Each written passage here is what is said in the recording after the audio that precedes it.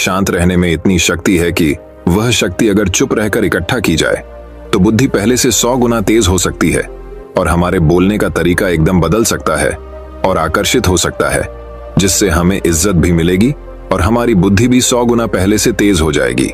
इसके पीछे का एक अद्भुत रहस्य हम कहानियों के माध्यम से जानेंगे। तो बिना देर किए चलिए उन कहानियों की शुरुआत करते हैं।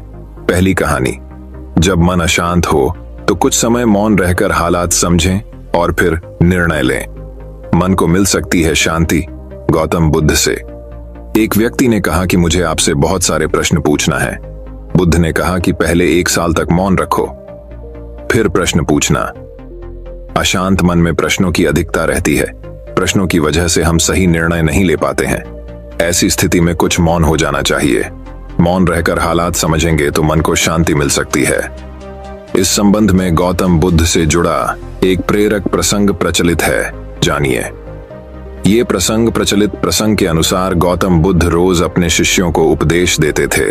बुद्ध के प्रवचन सुनने शिष्यों के साथ ही अन्य लोग भी पहुंचते थे। एक दिन जब बुद्ध प्रवचन दे रहे थे, तभी एक व्यक्ति पहुंचा और वह बोला कि तथागत, मैं आपसे बहुत सारे प्रश्न पूछना चाहता हूं। मेरा मन बहुत अशांत है। कृपया मेरे प्रश्नों के उत्तर दें ताकि मेरा मन शांत हो सके। बुद्ध ने उससे कहा कि मैं तुम्हारे प्रश्नों के उत्तर जरूर दूंगा, लेकिन तुम्हें 1 साल तक मौन धारण करना होगा। 1 साल के बाद तुम जो भी पूछोगे तुम्हें उसका उत्तर जरूर मिल जाएगा। उस व्यक्ति ने कहा कि 1 साल बाद आप मेरे प्रश्नों के अवश्य देंगे ना? बुद्ध ने कहा कि मैं अपनी बात का पक्का हूं, तुम्हें सारे प्रश्नों के जवाब दूंगा। लेकिन 1 साल बाद बुद्ध की बात मानकर उस व्यक्ति ने मौन व्रत धारण कर लिया। धीरे धीरे वह मौन की वजह से उसका मन एकाग्र होने लगा। वह ध्यान में उतरने लगा, मन भी शांत होने लगा। उसके सभी प्रश्न खत्म होने लगे। 1 साल बीत गया। समय पूरा होने के बाद बुद्ध ने उस व्यक्ति से कहा कि अब तुम अपने सभी प्रश्न मुझसे पूछ सकते हो। ये बात सुनकर वह व्यक्ति हंसा और कहा कि 1 साल पहले मेरे मन में कई प्रश्न थे, लेकिन अब सारे प्रश्न शांत हो गए हैं। अब मेरे पास आपसे पूछने के लिए कोई प्रश्न नहीं है। बुद्ध ने उस व्यक्ति से कहा कि जब तक हमारा मन शांत नहीं है, मन में ढेरों प्रश्न उठते रहते हैं, उसकी परेशानियां बनी रहती हैं। अज्ञान और भ्रम की वजह से हमारा मन प्रश्नों के उत्तर तक पहुंच ही नहीं पाता है। कुछ समय मौन धारण करके हम हालातों को समझेंगे तो सारे प्रश्नों के उत्तर स्वतः ही मिलने लगते हैं। मन शांत हो जाता है तो सभी प्रश्न भी खत्म हो जाते हैं। सारी चीजें हम आसानी से समझने लगते हैं और जीवन में सुख शांति मिल जाती है। तो दर्शकों, अब चलिए हमारे दूसरे कहानी की शुरुआत करते हैं। दूसरी कहानी, वाणी या बोलना ही नहीं बल्कि मौन में भी शक्ति होती है। यही कारण है कि धर्मों में मौन को बहुत महत्व दिया गया है। वैज्ञानिकों द्वारा भी इस बात को माना गया है कि सेहत से मौन का गहरा संबंध है और इससे मानसिक शांति मिलती है। मौन से विचारों में एकाग्रता आती है और रचनात्मकता बढ़ती है। इसलिए जितने भी साधु संत या तपस्वी हुए, सब ने मौन रहकर और ध्यान लगाकर ही संसार के गूढ़ ज्ञानों को प्राप्त किया। हमारे जीवन में एक नहीं बल्कि बहुत सारे दुखों का कारण बोलना ही है, क्योंकि हमारी समस्या यही है कि हम चुप नहीं रह सकते। हमेशा कुछ न कुछ बोलते ही रहते हैं और आपके बोलने के कारण ही आधे से ज्यादा दुख निर्मित होते हैं। परिवार में कलह क्लेश का कारण भी हमारा बोलना ही होता है। आप जितनी भूख उतना भोजन खाते हैं, जितनी जरूरत उतना कार्य करते हैं। लेकिन क्या आपने इस बारे में कभी सोचा है कि आप कितना बोलते हैं? क्या आप उतना ही बोलते हैं जितनी आवश्यकता है, या अनावश्यक ही सारे दिन बोलते हैं? इस बारे में कभी अकेले बैठकर जरूर सोचिए कि आज आपने दिन भर में कितना बोला, क्या बोला और सबसे जरूर कि क्यों बोला। इनमें से कितनी बातें जरूरी थीं और कितनी अनावश्यक सुनने सुनाने के माहौल से निकले। बाहर मनुष्य की प्रवृत्ति ऐसी है कि वह अपने मन में चल रही बातों को दूसरों को सुनाना चाहता है और दूसरा भी आपके साथ ठीक वही काम करता है। ये बातें किसी अन्य या तीसरे व्यक्ति से संबंधित हो तो सुनने सुनाने का काम और भी दिलचस्पी से होता है। आप फिर जब कभी भी बैठते हैं तो इन्हीं बातों को फिर से दोहराया जाएगा और फिर से इन्हीं बातों पर विचार करेंगे। यह सुनने सुनाने का माहौल जीवन भर चलता रहता है और इस तरह से आप खो देते हैं अपना समय, अपना जीवन, अपनी सोच समझ और वो कीमती पल जिसमें जिया जा सकता है और जिसमें आनंद प्राप्त किया जा सकता है। इसलिए जब तक हम बाहर की ओर बोलते रहेंगे, हमारे भीतर अशांति रहेगी, जिस दिन हम मन से चुप हो जाएंगे तो तब बाहर हमारे मुख से कुछ भी निकले, हम शांत ही रहेंगे। दुनिया में जितनी बुराइयां हैं, परिवार में क्लेश है, पति पत्नी में विवाद है, सब बोलने के कारण ही होते हैं। हम चुप रहना नहीं चाहते हैं, हमेशा सुना देना चाहते हैं, लेकिन व्यर्थ का बोलना ऊर्जा का नष्ट होना है। इसलिए जितने भी बुद्धत्व, साधु और संत हुए वे एकांत की ओर गए, क्योंकि उन्हें अधिक बोलना न पड़े और अधिक सुनना न पड़े। महावीर ने 12 वर्ष और महात्मा बुद्ध ने 10 वर्ष मौन रहने के बाद ज्ञान प्राप्त किया। महर्षि रमण और चाणक्य भी मौन के उपासक थे, लेकिन आप इस संसार में रहकर भी एकांत रह सकते हैं। इसके लिए आपको अपनी उन ऊर्जाओं को बचाना होगा जिसे आप व्यर्थ के शब्दों में नष्ट कर देते हैं। इसलिए उतना ही बोले जितना जरूरी हो। तो दर्शकों अब चलिए हमारे तीसरी कहानी की शुरुआत करते हैं। तीसरी कहानी, हमेशा मन शांत रखें और आत्मविश्वास कमजोर न होने दें, तभी सुख मिल सकता है। आश्रम में एक संत हमेशा दुखी रहता था और दूसरा संत हमेशा सुखी रहता था। दुखी व्यक्ति ने गुरु से पूछा कि मेरे जीवन में सुख क्यों नहीं है। सकारात्मक सोच की वजह से हम बड़ी बड़ी परेशानियों को दूर कर सकते हैं। इस संबंध में एक कथा प्रचलित है। कथा के अनुसार पुराने समय 2 संत हमेशा साथ रहते थे। दोनों एक ही आश्रम में रहते थे। एक का नाम सुखी और दूसरे का नाम दुखी था। संत सुखी हर हाल में सुखी रहता था, जबकि दूसरा संत हमेशा दुखी रहता था। इस कारण उसका नाम दुखी रख दिया गया था। गांव के लोग अपनी परेशानियां लेकर इन संतों के आश्रम में आते थे। दोनों ही संत अपने अपने तरीके से परेशान लोगों को समाधान भी बताते थे। दुखी संत के समाधान भी बहुत अच्छे होते थे, जिनसे लोगों की चिंताएं दूर हो जाती थीं। दोनों ही संतों की जीवन शैली भी एक समान थी, लेकिन विचार एकदम अलग थे। दुखी संत अपने दुखों का कारण समझ नहीं पा रहा था। एक दिन वह अपने गुरु के पास गया और उनसे ये प्रश्न पूछा कि लोगों ने मेरे चेहरे के हाव भाव को देखकर मेरा नाम ही दुखी रख दिया है। मैं भी संत सुखी की तरह ही दैनिक पूजा पाठ करता हूँ, हर काम ईमानदारी से करता हूँ, फिर भी मेरे जीवन में दुख ही दुख क्यों है।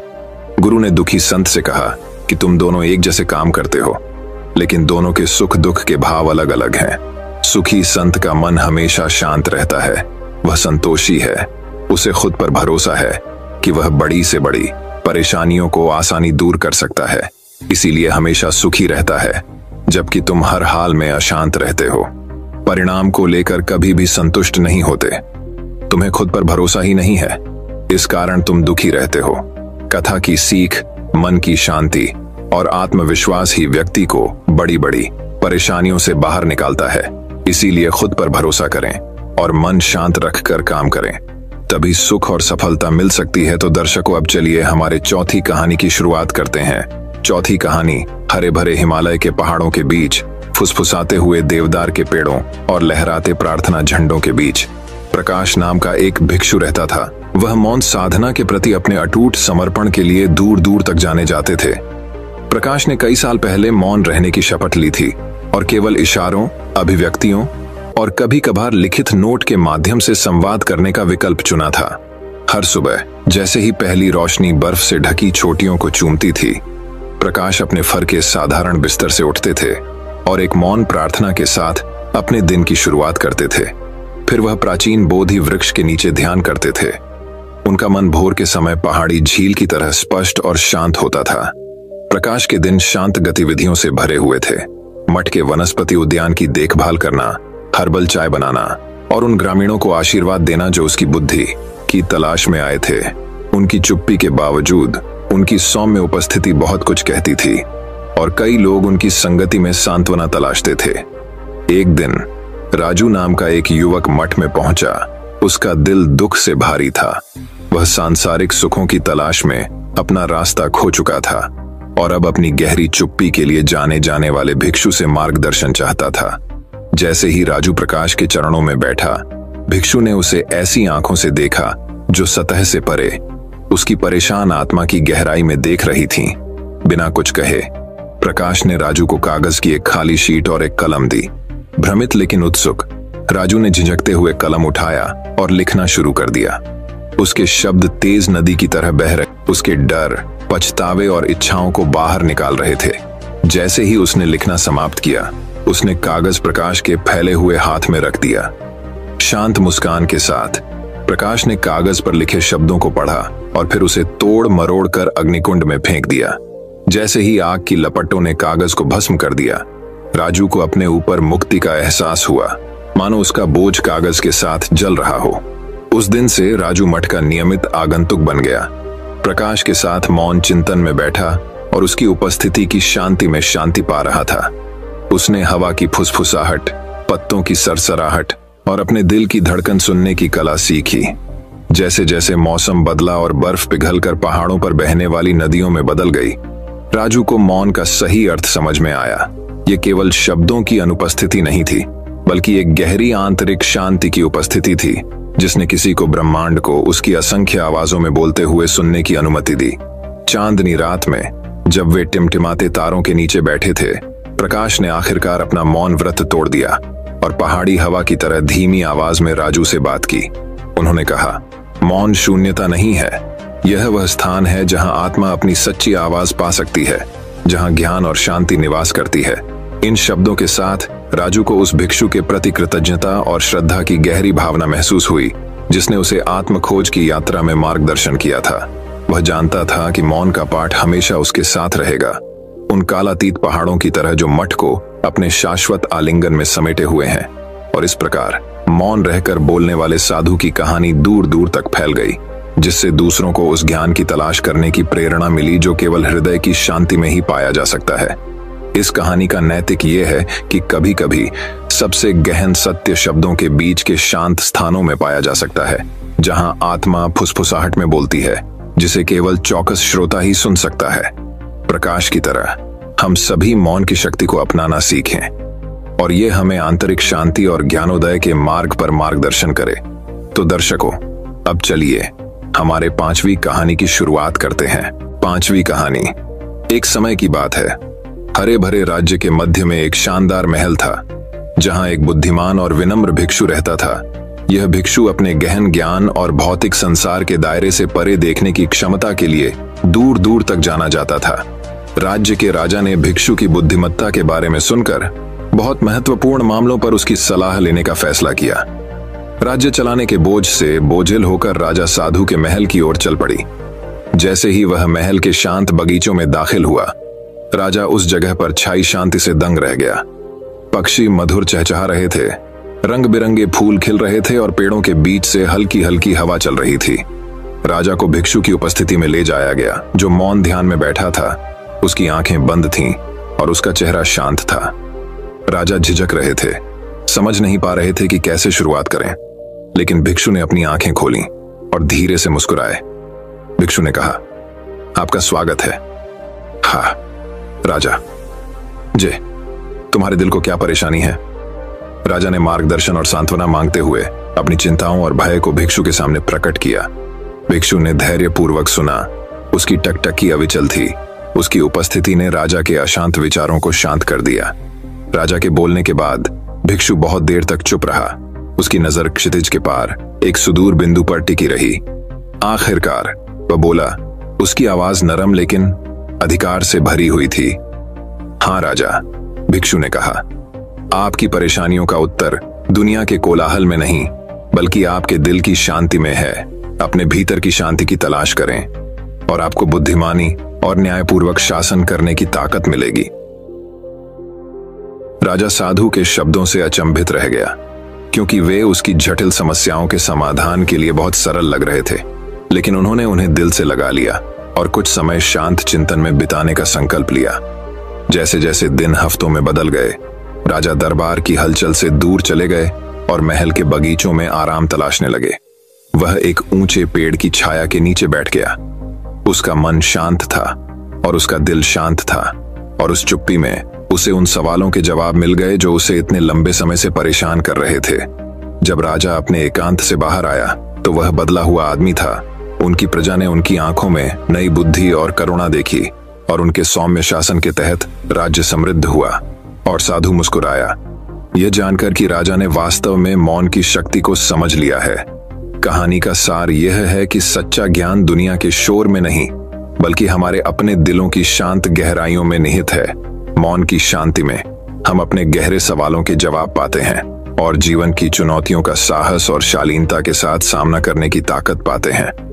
हम सभी साधु और राजा की सीख को याद रखें और मौन से मिलने वाली शांति में सांत्वना तलाशें। तो दर्शकों, अब चलिए हमारे छठी कहानी की शुरुआत करते हैं। छठी कहानी, मौन की शक्ति। प्रेरणादायक कहानी। एक बार एक किसान था जिसे पता चला कि उसकी घड़ी खेत में खो गई है। पल यह कोई साधारण घड़ी नहीं थी, क्योंकि उसके लिए इसका भावनात्मक महत्व था। काफी देर तक घास ढूंढने के बाद उसने हार मान ली और खलिहान के बाहर खेल रहे बच्चों के एक समूह से मदद मांगी। उसने उनसे वादा किया कि जो व्यक्ति इसे ढूंढेगा उसे इनाम दिया जाएगा। यह सुनकर बच्चे जल्दी से खलिहान के अंदर चले गए। घास के चारों ओर घूमे, लेकिन फिर भी उन्हें घड़ी नहीं मिली। जब किसान अपनी घड़ी ढूंढना छोड़ने ही वाला था, तभी एक छोटा लड़का उसके पास आया और एक और मौका देने को कहा। किसान ने उसकी ओर देखा और सोचा, क्यों नहीं, आखिरकार ये बच्चा काफी ईमानदार दिखता है। इसलिए किसान ने छोटे लड़के को वापस खलिहान में भेज दिया। थोड़ी देर बाद छोटा लड़का हाथ में घड़ी लेकर बाहर आया। किसान खुश और आश्चर्यचकित था, और इसलिए उसने लड़के से पूछा कि जहां बाकी लोग असफल हो गए थे, वहां वह कैसे सफल हो गया। लड़के ने उत्तर दिया, मैंने जमीन पर बैठकर सुनने के अलावा कुछ नहीं किया। सन्नाटे में मैंने घड़ी की टिक टिक सुनी और बस उस दिशा में देखने लगा। संदेश, एक शांत दिमाग एक सक्रिय दिमाग की तुलना में बेहतर सोच सकता है। हर दिन अपने मन को कुछ मिनटों का मौन रहने दें और देखें कि यह आपको अपने जीवन को ईश्वर की अपेक्षा के अनुसार स्थापित करने में कितनी तेजी से मदद करता है। शिक्षा, आत्मा हमेशा जानती है कि खुद को ठीक करने के लिए क्या करना है। चुनौती मन को शांत करने की है। तो दर्शकों, अब चलिए हमारे 7वीं कहानी की शुरुआत करते हैं। 7वीं कहानी, मौन की शक्ति इतनी बड़ी है जिसके आगे हर कोई झुक जाता है। सास बहू की तकरार के किस्से तो पूरी दुनिया में मशहूर है। कुछ किस्से आपको गुदगुदाते हैं, वहीं कुछ किस्से आपको बहुत जरूरी सीख भी देते हैं। आइए एक ऐसा किस्सा ही हम जानते हैं। एक गांव में सास बहू रहती थी। दोनों में छोटी छोटी बातों पर लड़ाई होती रहती थी। सास अपना रसूख जमाने के लिए बहू को हमेशा खरी खोटी सुनाया करती थी। बहू भी कुछ कम नहीं थी, वह भी सास पर अक्सर पलटवार किया करती थी और सास को ताने मारते हुए पानी पीकर कोसती रहती थी। एक दिन गांव में संत आए। बहू ने संत की काफी देखभाल की। संत बहू की सेवा से काफी प्रसन्न हुए। एक दिन मौका देखकर बहू ने संत से निवेदन किया कि वह उसको कोई ऐसा उपाय बताए कि उसकी सास की बोलती बंद हो जाए। बहू के निवेदन करने पर संत ने कागज पर एक मंत्र लिखकर उसको दे दिया और कहा कि जब भी तुम्हारी सास तुमको बुरा भला बोले, तुम इस मंत्र को कागज पर लिखना और अपने दांतों के बीच दबा लेना। दूसरे दिन जब सास ने बहू के साथ झगड़ा किया और उसको अपशब्द कहे, तो सास ने संत के कहे अनुसार किया और मंत्र को कागज पर लिखकर अपने दांतों के बीच दबा लिया। इस स्थिति में बहू सास को कोई जवाब नहीं दे पाई। यह सिलसिला लगातार 2-3 दिनों तक चलता रहा। एक दिन सास ने बड़े प्रेम से बहू से कहा कि अब मैं तुमसे कभी नहीं लड़ाई करूंगी, क्योंकि अब तुमने मेरी गाली के जवाब में गाली देना बंद कर दिया है। बहू ने सोचा मंत्र का असर हो गया है और सास ने हथियार डाल दिए हैं। दूसरे दिन बहू संत के पास गई और कहा कि मेरी सास पर आपके दिए हुए मंत्र का असर हो गया है और उसकी सास ने अब उससे लड़ाई करना बंद कर दिया है। संत ने बहू को जवाब देते हुए कहा कि यह मंत्र का नहीं, मौन का असर है। तो दर्शकों, अब चलिए हमारे 8वीं कहानी की शुरुआत करते हैं। 8वीं कहानी, मन को शांत करना चाहते हैं तो यह है सही रास्ता। इस बात को ध्यान रखें कि आपकी परेशानी सिर्फ आपके मन की एक स्थिति है। इससे छुटकारा पाने के लिए मन को शांत रखते हुए सही उपायों पर काम भी आपको ही करना होगा। अगर आप चाहते हैं कि आपका मन शांत हो जाए तो ये कहानी आपकी मदद करेगी। एक सेठ के पास बहुत धन संपत्ति थी, किंतु फिर भी उसके मन को शांति न थी। एक दिन किसी व्यक्ति ने बताया कि किसी नगर में एक साधु रहता है। वह लोगों को ऐसी सिद्धि देता है जिससे मनचाही वस्तु प्राप्त हो जाती है। सेठ उस साधु के पास जाकर बोला, महाराज, मेरे पास बहुत पैसा है लेकिन मन की शांति नहीं है। साधु ने कहा कि बेटा, जैसा मैं करूं उसे चुपचाप देखते रहना, इससे तुम्हें मन में शांति करने की युक्ति मिल। अगले दिन साधु ने सेठ को कड़ी धूप में बिठाए रखा और खुद कुटिया में चले गए। सेठ गर्मी से बेहाल हो गया मगर चुप रहा। दूसरे दिन साधु ने उसे कुछ भी खाने पीने को नहीं दिया और स्वयं तरह तरह के पकवान खाता रहा। सेठ इस दिन भी चुप रहा। तीसरे दिन सेठ गुस्से में वहां से जाने लगा तो साधु बोला, क्यों, क्या हुआ?